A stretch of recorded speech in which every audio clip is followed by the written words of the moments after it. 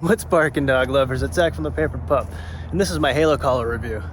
The Halo collar first caught my eye in February of 2021, and before I knew it, it was spreading like wildfire. This GPS dog collar puts training modules from Cesar Millan right in your smartphone. It allows you to keep track of your dog's location, monitor their activity, and issue both encouragement and preventative feedback. That includes shocks, which I did try on my own neck. We'll see how that went in a bit, but you definitely should try it yourself. But what about the Halo collar's fencing capabilities? If you're primarily looking for a GPS dog fence to keep your dog in a defined boundary in your yard or on the go, then you should definitely check out the Spot On. It's the only GPS dog fence that I've used that's accurate and reliable enough to train your dog to stay in a defined area. In my experience, the Halo collar is more of a smart training collar. While it does offer fencing capabilities, I don't think it's quite precise enough for your dog to learn and understand the logic behind it in the long term. I'll show you how it performs in the field in just a bit here. But regardless, if you do choose the Halo collar for your pup, make sure to use my link in the description of this video to get the best price that I'm currently aware of. If I have access to any deals over time, that link will always make sure that they're automatically applied.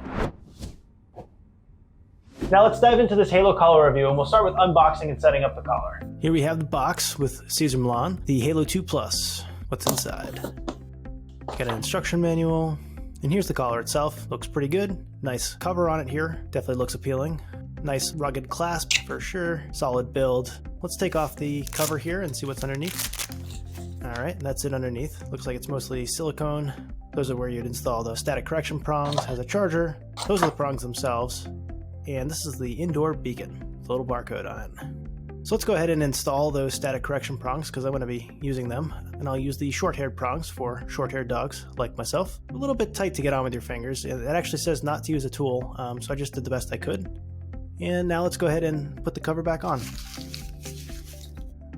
Cool, good to go. To get started, you'll need to create an account, download their app, and sign up for a coverage plan. I opted for the basic plan, but they also offer a silver and a gold plan if you want to upgrade and get a few more features. Then you want to set up your account, and the Halo app provides a plethora of tutorials to help guide you through the process. Next, you need to add your pet's information, including their breed, their birthday, their weight, and you'll need to connect your Wi-Fi and initialize satellite and GPS connection to get up and running. The whole process took me about 10 or 15 minutes. Before long, I was up and running and ready to make my first fence. And with the Halo collar, you basically draw the fence on your smartphone screen. Let's see how that looks. So basically you just put the fence posts where you'd like the boundary to be, and at the end you just tap on the first fence post to complete the perimeter. You can also tap and hold to change the boundary shape and size if you need to. Then just name the fence and you're on your way. And then it was time to test the fence. So what I'm noticing about the Halo collar is that it's not really consistent with where it actually senses the collar to be and when it's issuing warnings and when it's issuing corrections for being over the boundary. So that's a little bit concerning, I would say. But in any case, I think at this point it's time for me to put this collar on and give it a test. Alright, so I'm starting here with the collar static correction set at 4, which is the default value. It goes from 1 to 15, and I'm just kind of slowly approaching the boundary here, see how it works. I should be pretty close to the boundary, should get a warning now. So far, nothing. And I'm kind of prepared to take the collar off because I'm really not liking how unreliable this GPS seems to be. I should be out by now. I should definitely be out. And it's not going. So that's a little concerning. Let's see what happens. I'm just gonna walk back into the fence area here. Nothing's happening. Nothing's happening. Interesting. All right, so as of now, it appears that I am on the map in the correct location. So let's see if the collar works now. I'll give it a second shot here. I'm gonna walk towards the boundary, and it shouldn't be too long from here.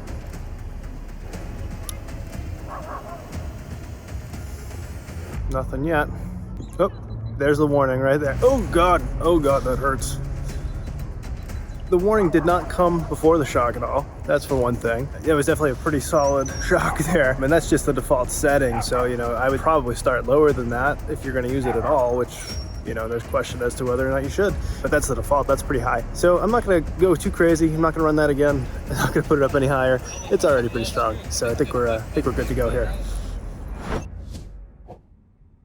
So as you can see, the results of my boundary testing with the Halo collar were quite inconsistent. The GPS location seemed to lag with updating, it jumped around a little bit, and generally speaking, the warning and boundaries were not effectively communicated with the collar's correction system. I suspected that the heavy overcast in the sky may have impacted the GPS's performance a little bit, so I returned on a clear day to compare the halo collar side by side with two other GPS dog fences, the Spot On and the Wag's Freedom Collar. Keep an eye out for that video, I'll publish it here soon, but as a spoiler alert, the halo collar didn't perform any better with clear skies as far as I can tell. I can imagine that the halo collar's boundary system could be very confusing for a dog. They wouldn't understand why they're getting shocked all of a sudden or how to stop it, and they certainly can't take the collar off themselves. Frankly, I wouldn't trust this system not to issue a shock when your dog is within the boundaries based on the location discrepancies I've seen here. In my opinion, the halo collar's dog fence system should only be used without the static correction, and as always, you need to make sure that your dog is thoroughly trained to understand the boundaries first. The Halo app provides tons of training materials to help you and your pup get up and running successfully. The Halo collar is a great way to keep track of your dog's location, and it can definitely be a helpful training tool. However, if you're looking for a GPS fence that really holds boundaries that you and your dog can count on, check out the Spot On. I'll leave that video playing right here.